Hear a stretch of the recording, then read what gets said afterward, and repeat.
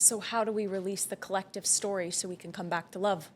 We don't, it's not like 100% of people have to do it, but the more and more of us that do it, the more that will shift.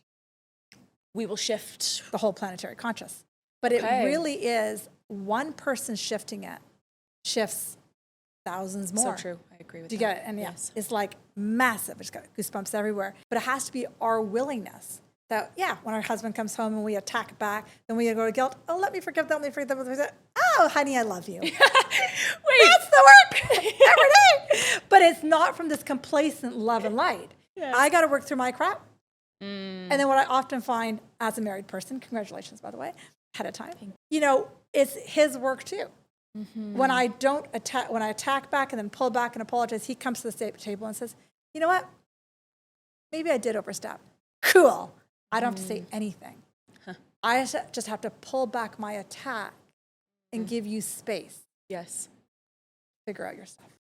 So for you, you do still feel to heal. It's just the way that you feel 100%. is being able to acknowledge the thought form that is creating that reactivity and being 100%. Courageous enough, calm enough to be able to identify it, to forgive it, to let it go. 100%. I wasn't I think at a certain point of our development, we actually know our patterns quite well. It's like, oh, there's that pattern. Oh, and you can come to this neutrality with your pattern. Yes. Right? Which is so fun. Oh, look, I'm being an idiot right now. Yeah. Cool. Oh, look, I think I suck. I did a podcast the other day. It was a big one. Lots of people, lots of live people. And I was being very, And I watched the speaker before me and after me. They were very calm. I was like, oh, God. Screwed that one up. I got an email from the organizer the next day saying, that was amazing. Would you like to be on this other bigger one? I'm like, cool. But I was my normal vibrational, like not pretending to be this super, Zen person. Yes. But I watched the thought come in from the imposter saying, you sucked. And I just looked at it and laughed. It's like, interesting. And so it's that degree of letting yourself feel the, ooh, and then, oh, what is this? Oh, there's that. And that takes time to get to that place where you identify. Yeah, because in some ways, we've gotten really good at accepting that suffering is our true state. Oh, Jesus Christ, I know. Right? It's so much easier to be like, oh, I'm actually way more comfortable assuming that I did suck than it was to be like, actually, I was honest to myself. Yes. What else can I do? I did the best I could. And what a different experience it would have been if the calm person, went before you. Right? What a completely different experience. It's so hard for us to stay curious about the story that we have because in some ways, I think we've kind of become addicted to the reality that we're living in, where it is hard. There's always something to overcome. We always need that, I guess, that guilt. And I love that you brought that word in because then if I feel guilty, I'm going to work double as hard to try to, and then I'll continue to stay in that vibration where I'm continuously sick. And then I'll validate the part of me that knew I was going to get sick anyway because everything's so hard. And then I feel guilty about the fact that it's so hard. And I used to work as a physician. We would see it all the time. There's this powerlessness energy that medicine just feeds into. And it's almost like, and usually more women, there's a higher percentage of women in health that are unhealthy than men, at least up until about 50 or 60. More women are patients than men. That's statistically studied. And the thinking from a metaphysical standpoint is the women get used to getting attention from feeling powerless. Wow. Insane.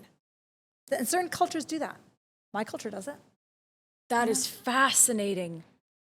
Do you think, what shifts after 50 then? As to why men? Yeah. It's more that metaphysically, in my world, the thought systems make you sick. So eventually the men, their thought systems catch up to them. And then they just, right? So, but prior to that, what I typically used to find is the women were the majority of the patients, regardless of what practice I worked in. And a lot of it was, it's not a conscious attention seeking. Yes. It's like, their experience is this and they need help and nothing wrong. Yeah. But it's, experience.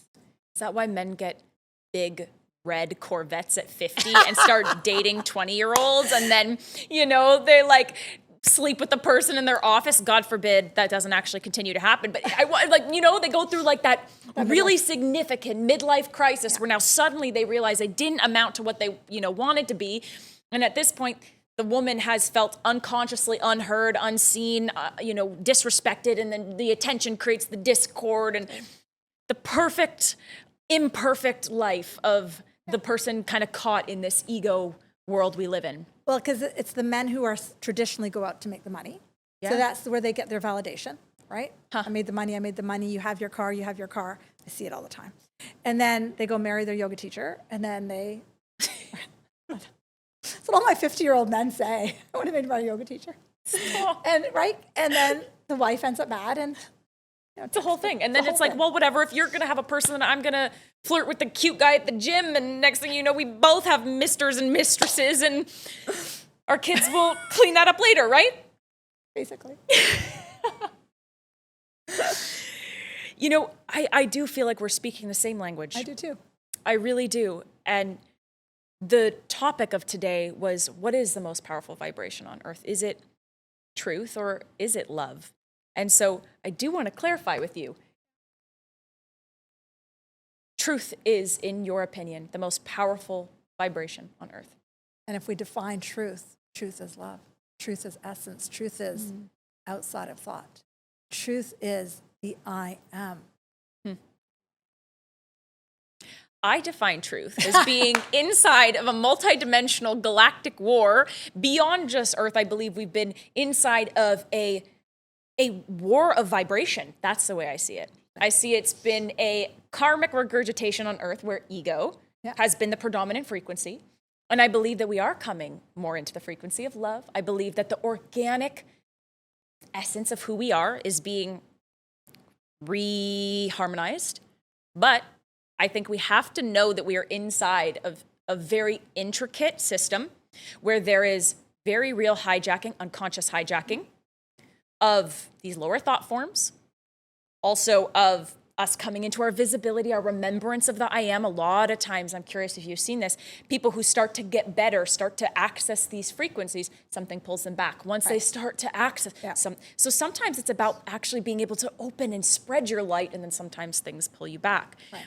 And so I believe the truth is that we are on a planet that has a very intricate hijacking system that has been, in some ways, controlling our ability to have access to this frequency. I believe we're coming into that true frequency. But first, I feel we got to understand this.